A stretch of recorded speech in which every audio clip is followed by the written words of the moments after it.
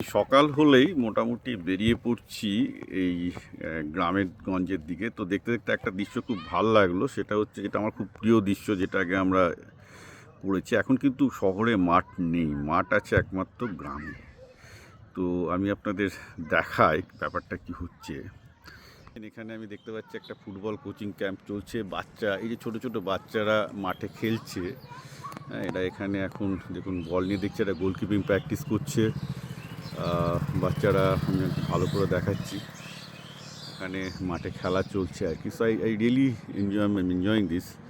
বাচ্চারা দেখুন মাঠে নেমে পড়েছে। এটা শহরের দিকে কিন্তু দেখা যাচ্ছে না, এটা আমি আগের দিনে বলেছিলাম যে বেসিক্যালি এখন যেটুকু ছেলেমেয়েরা দেখুন, ওরা সকালবেলায় উঠে খেলার জন্য এই প্লেয়ারগুলোর কোচিং দিচ্ছে, একদম বাচ্চা পুরো দৌড়াচ্ছে।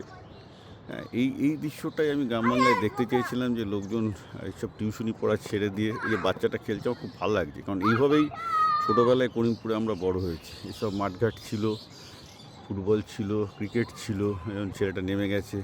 কারণ এই শরীরচর্চাটা যদি সকালবেলায় না থাকে, আমরা কিন্তু ভোরবেলায় উঠে একদম 5টা 6টা থেকে 8টা পর্যন্ত সব ফুটবল খেলতাম। শরীর না তৈরি হলে কেউ পড়াশোনায় কিছু করতে পারবে না। আমি বারবার করে বলছি, মন তৈরি হবে না। ফিজিক্যালি ফিট থাকা হচ্ছে লাইফের সবচেয়ে প্রথম পরম কর্তব্য। দেখে ভালো লাগছে। এটা শুধুমাত্র একটা প্লেয়ার তৈরি করা বলে নয়, এখানকার যে একটু মাঠ আছে, ছেলেপেলেরা যে একটা সুযোগ পাচ্ছে শরীরচর্চা করার, খেলে প্রাণের আনন্দ পাচ্ছে, শরীরটা তো ঠিক থাকছে, এটা দেখে অত্যন্ত ভালো লাগছে।